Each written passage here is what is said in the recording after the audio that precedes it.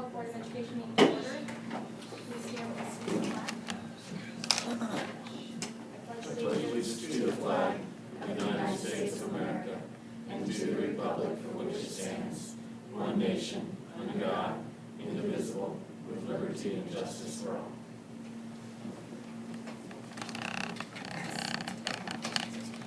I listen to a motion to approve the agenda.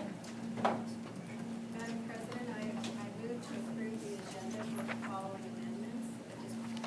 Additional certified and classified personnel actions, item E3, and move the Board of Education policy JVC enrollment under item E5C on the original agenda to unfinished business, item F1. It's been moved by Jean to approve the agenda as amended. Is there a second? Second. Seconded by Gloria. All those in favor, please raise your hand. Opposed? Motion carries. Do we have any public comments or delegations to be joined? I listen to a motion to approve the consent agenda.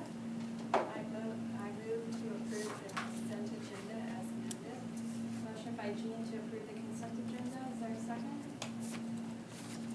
Second. Seconded by Gloria. All those in favor, please raise your hand. Opposed? Same sign. Motion carries. So unfinished business, Dr. Carlin, if you're going to address that policy, or Mr. Hogan? I got a contact from a board member over the weekend on policy JBE. So we pulled that one out of the list of policies that was approved on the consent agenda to give the board an opportunity to discuss that. The concern that was raised was whether or not we should stay with KESB's recommendation, or we should add some language which would kind of highlight the opportunity for parents to request transfers when a situation came up in a boundary school was not the ideal choice for a parent. And I kind of thinking there is, it really wouldn't change our practice necessarily, but it would probably make people aware that they could come and make that request, and that we do entertain those requests, we do give those requests. As a matter of fact, I dealt with one here today, and sometimes there are extenuating circumstances that validate making an exception. The exceptions don't happen very frequently, but I would certainly hate for parents to not request, thinking that there was not any kind of flexibility, even though the exceptions are rare when the circumstances require it. It's worthwhile. So I think maybe I'm capturing the essence of the request would be to add some language which would just point out that transfer requests can be made and they go through a process with the superintendent. Just a concern, I just don't want the administrative office to follow the transfer requests that go through the system that are not in line with our policy. I mean, our boundaries are pretty strict, and we've done that because of trying to balance out the volume of each school. So would you consider listing some examples or some kind of language that basically states that, the request has to be significant value, you know what I'm saying? Like, how do you determine what you would, like, what's an example that you would consider a request transfer? Well, for example, maybe there was a significant health issue that occurred in this child's life, and the school that we were transferring to had a full-time nurse as opposed to the school in the boundary might not have a full-time nurse. We might have one where a significant event occurred in this child's life, maybe the loss of a close family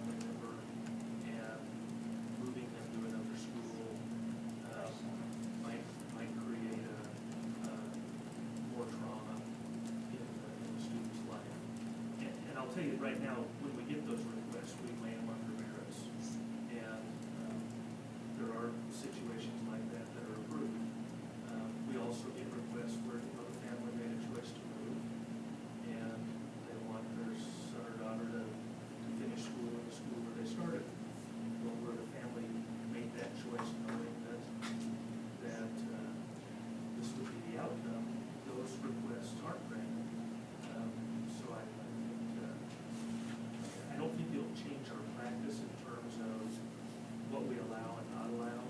It's just simply that it would call attention to the fact that it is an option to request that. Because if people are having a significant event, and they're not requesting it, just assuming the answer is going to be no, that certainly isn't our intention, where we are kind of flexible on these things when the circumstances would indicate it appropriate. So you're in favor of allowing the language to be added to? I'm fine with the language in. I'd like, we'll get our team together and we'll kind of come up with the specifics of what we think is reasonable on it. I would be fine with that.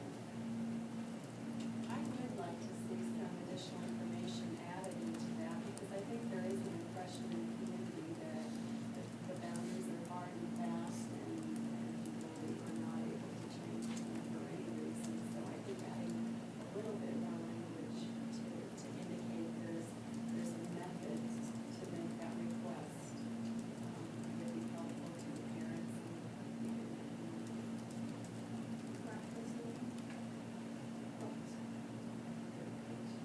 Any movement and you thought something.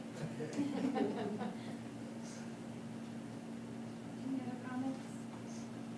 So Dr. Carlin, I want to bring something back then as a proposal. That would be my suggestion. If the board's okay with entertaining some additional language in there, it will be consistent with what our practice is. Just clarify that. We can sure do that. Bring it back in the unfinished business. Is the board wanting to see at least some additional language and then decide?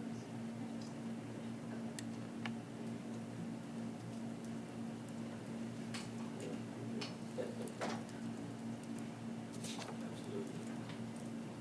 Okay, new business, neighborhood revitalization program amendment. Ms. Davidson, would you like to come up? Sure.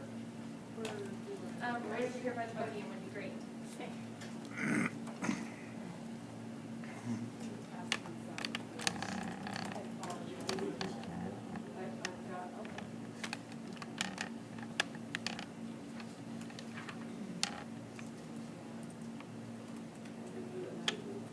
Yeah. Okay, so good. Oh, what a plotting all this way. 1, 2, 3, 4. I have 10 copies, so. We're okay. Yeah.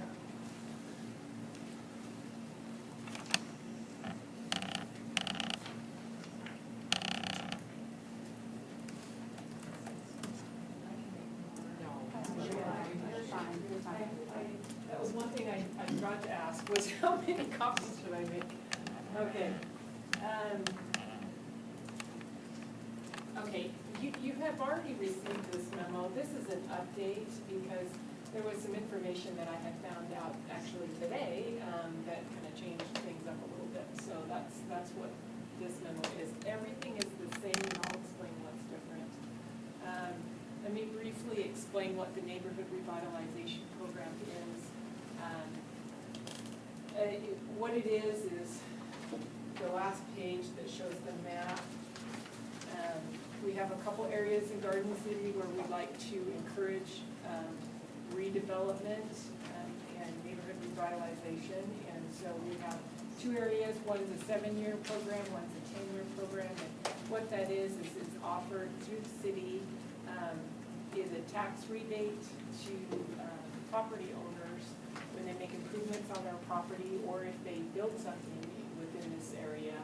And what it is their taxes are earmarked. The first year they begin the program, whatever that tax base is, that stays. And then when the valuation changes, the difference between those two numbers it's either 75% or 95%, depending on which program they choose or they qualify for.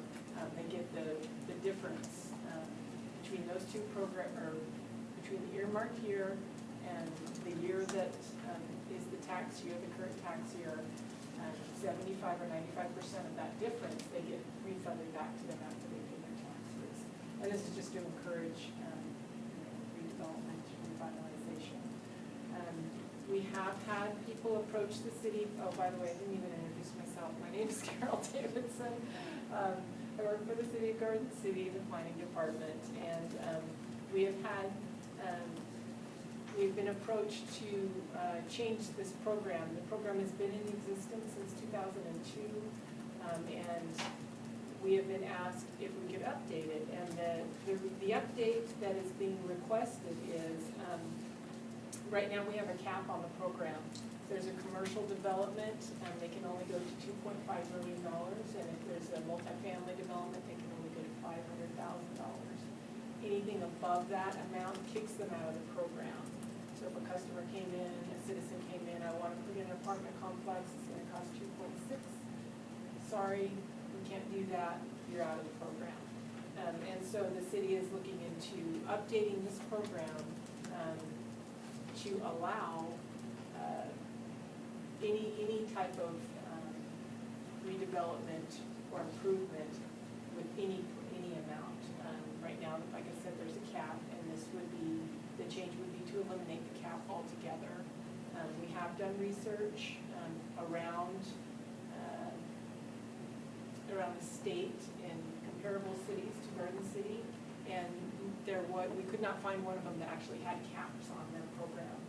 We were one of the first cities to adopt this program, and I believe that's why we have a cap on it, and the rest of them, they chose not to put caps on the program. So that's one of the proposals that we are changing. The changes that we're proposing is to eliminate that cap, and the second one is to allow for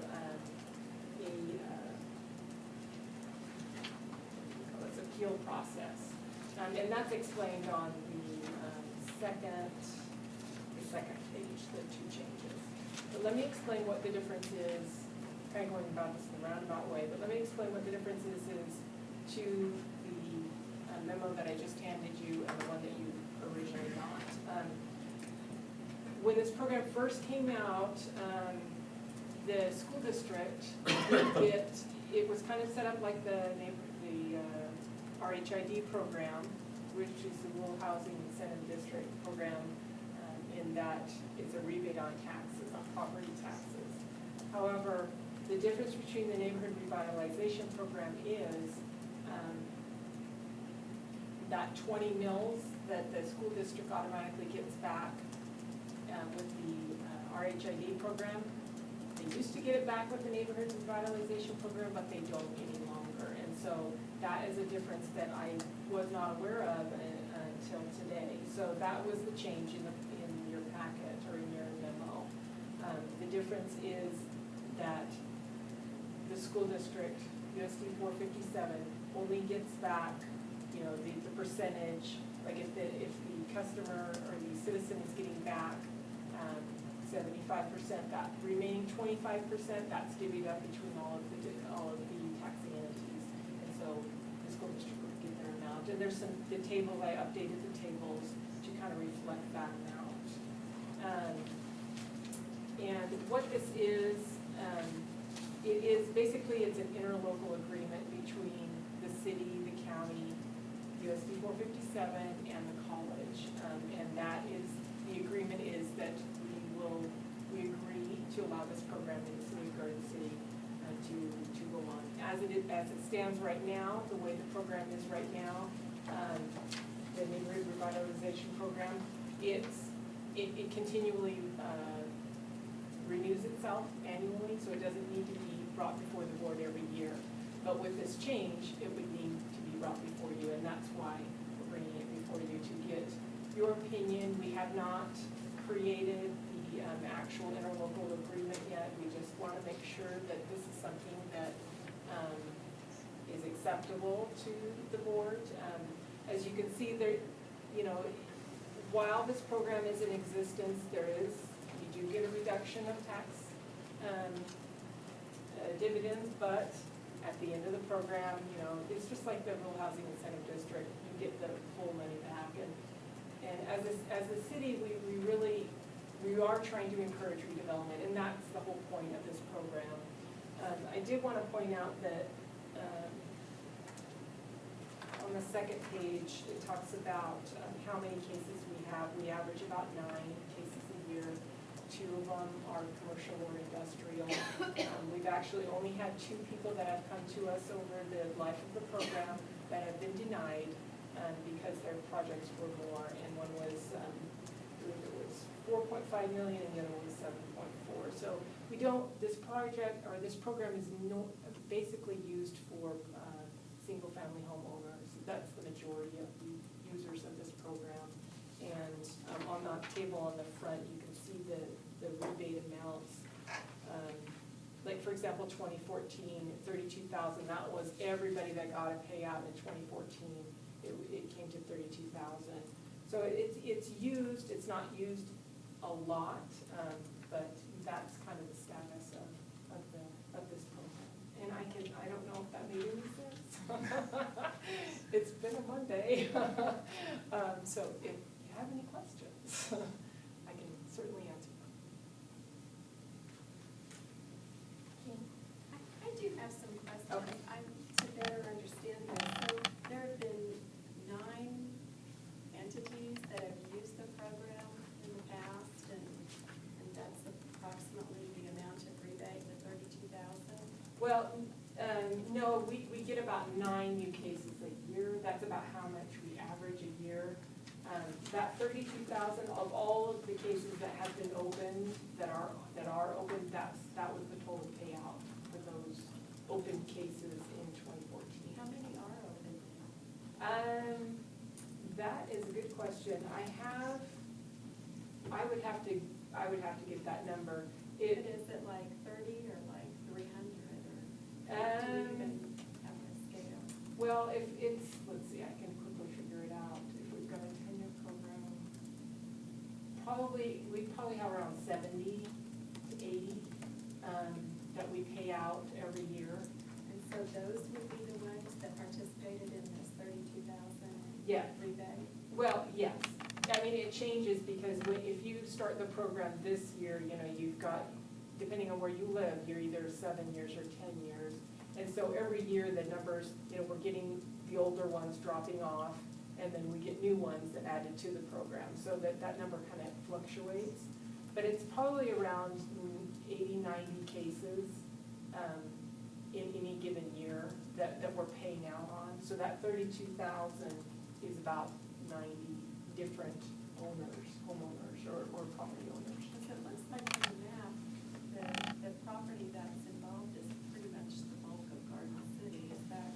Yes, right? yeah, it's the east, like on the other side of the bypass, none of that area is included. But it is a majority of Garden City. So anybody, homeowner who remodels and adds a Right. bedroom or Yes. a pool or something, they can apply for this tax rebate? Yes. On the whole of their property? Yes, that's how it works. That's how it works. There's a minimum investment. Once they make that, then yes, they can apply. Anybody can apply. So then what would keep people from, if it expires in 7 or 10 years, then every 7 or 10 years, you would just add something else onto your property? Is that, can you only participate once, or can you keep going? Right now, you could participate again. However, there is one stipulation, changing of property owners, you can only do that once. So if you were to move, the person buying your house could continue in that program, but then if they moved within another couple of years or however long, the next owners could not participate in the program. And then the property would be reappraised if it. Right. Well, the property every time it's appraised, every year that it's appraised, it is the right value. It's just, what their rebate is kind of using that correct value that is appraised at for that year, and then minus the original value of when they signed up for the program, and then 75 or 95% more. And it's not transferable. It once. So you do it once, and then after that, it's no longer transferable. Yeah, and when it first started out, there was quite a few more people that signed up for it. We don't get as many people now. I don't know if it's the publicity of it or So for this term, it costs the district, in 2014, about $1,500 in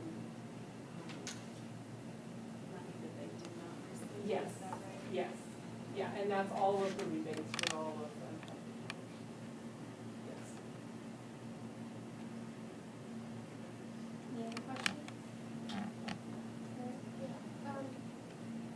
Worst case scenario, best case scenario, however you look at it. Let's Okay. say you did a great job promoting this program, and we have tons of applications, and is there, I mean, it could greatly affect us at that point if you have a great Right. deal.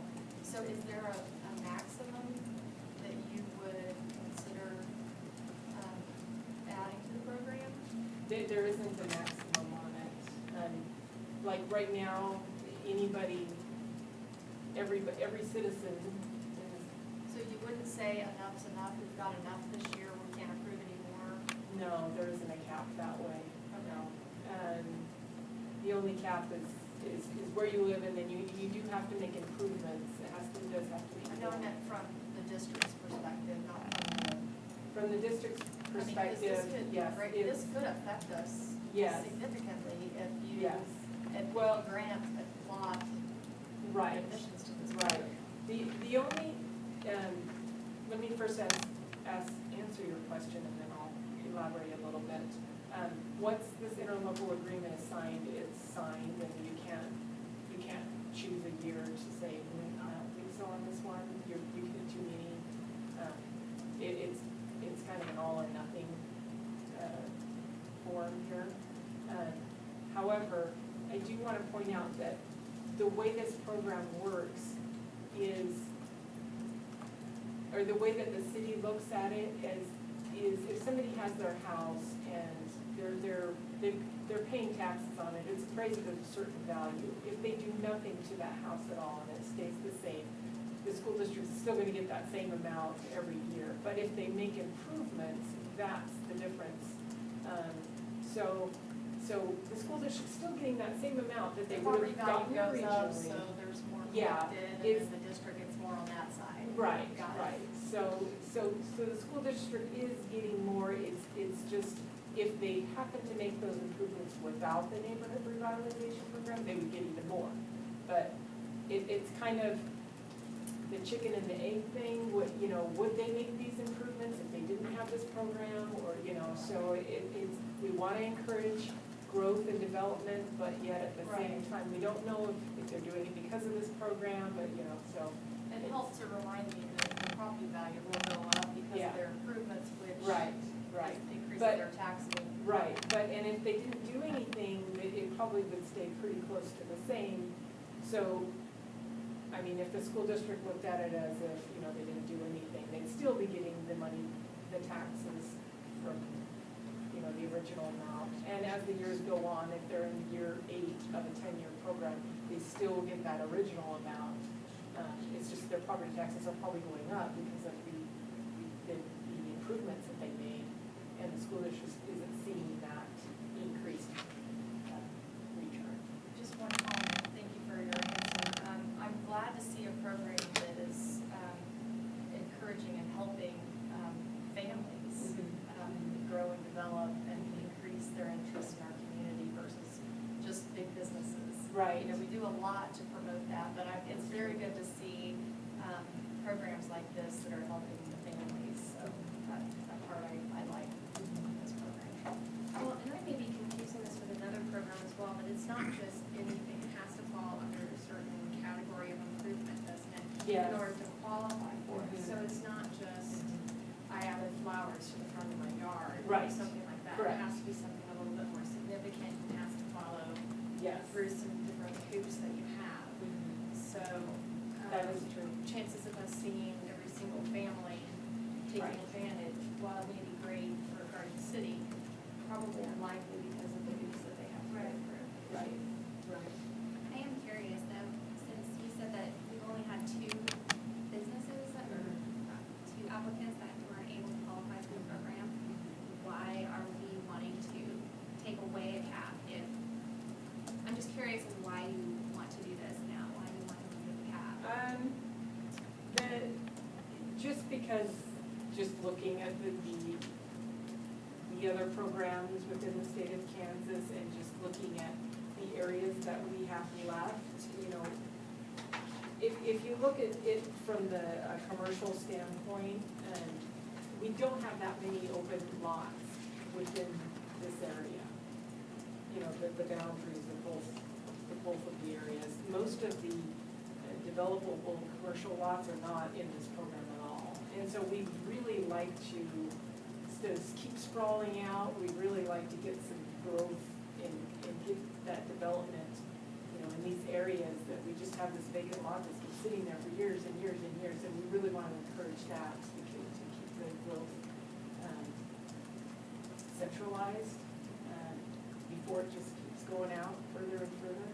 You know, I don't know if that makes sense, but that's kind of why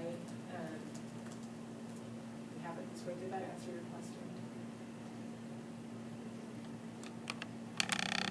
A couple questions for you.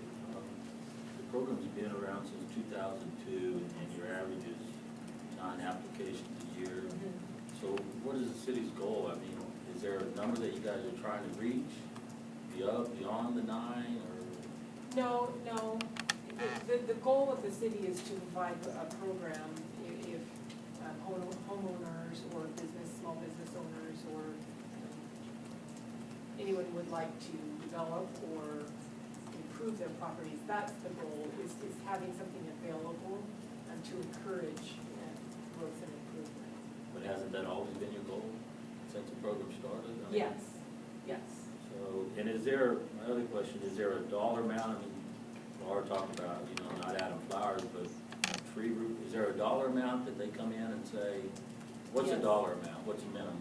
I believe, I've got that over there. This one. I believe it's 5,000. I'm gonna have to check though. Honestly, I don't even run this program, so. I'm gonna have to check that I'd like to know what the minimum amount is That people. they have to invest. Yeah. Let me see if I've got it here. And if you don't, you can get it for us. Oh, yeah, I'm just it's- curious. Yeah, you know. I'm curious why the program hasn't taken off. I mean, since it's been around since 2002, and your goal's always been to help homeowners, Right. you know, why hasn't it taken off? It seems like a great benefit to the homeowner. It is a great benefit, and I mean, we do mention it when people come in and they want to make improvements. I don't know if it's publicity. Do you mention it when you're pulling the permit, or, I mean, Yeah. Okay. Yeah, that's what we do in our department. Okay. Let's see. Okay, it's $10,000 for non-residential property, and it is $5,000 for residential property. So if they're doing non-residential improvement or development, it has to be over $10,000. I mean, so if they're upgrading their air conditioner or heater system, it's over. Well, and there are other things, as was mentioned, that, you know, we do have a certain, it can't be flour, it can't be, there are I'm just trying to get my, different still from my mind wrapped around this. You know, how a person applies for it and what the minimum amount, which you gave me that, so just something to think about. I'm just curious, Yeah, you know, it sounds like a great program. I can't understand why it hasn't taken off. yeah, it is a great program, and we do, I mean, we still have people that are applying for it, and it is used. I mean, would obviously like to see it used a little bit more, especially in the areas that we feel, really need this. But yes, there's a definite amount that they have to spend, and there's a list here of what they can, what improvements, because not every improvement will count. Understand. That's, thank you. Okay. Thank you, Mr. President. Any other questions or comments? I do have a question. The current cap is, for commercial projects, is 2.6 million, and that would be eliminated under the new proposal. My concern would be looking at the tax rebate area map, is there are vacant areas in there where people might want to put a housing development or a larger business and have substantial value. I mean, if it's more than $2.6 million, that's, Right, that's right. pretty valuable. Right. And we're looking at foregoing the taxes for the 7 to 10 year period from the difference between vacant land and perhaps a very nice housing development or apartment building or commercial building, industrial building. That has a significant impact on the district because the state is telling us, look to local support for your schools.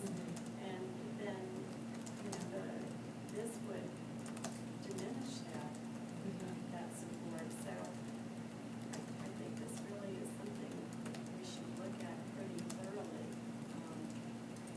Because we're pretty locked in with some of the tips that we agreed to in the past.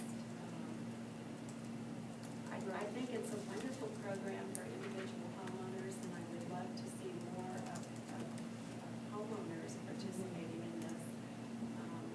But I think it has some pretty serious impacts for the district from a more commercial aspect. And I think in the past, the cap has somewhat protected us, but eliminating that and not having a cap on the overall amount that is approved every year exposes us to potentially a lot of reduction in our support, local support, than we might otherwise have. So it's a concern to me. Right. Gina, I think we agree on something.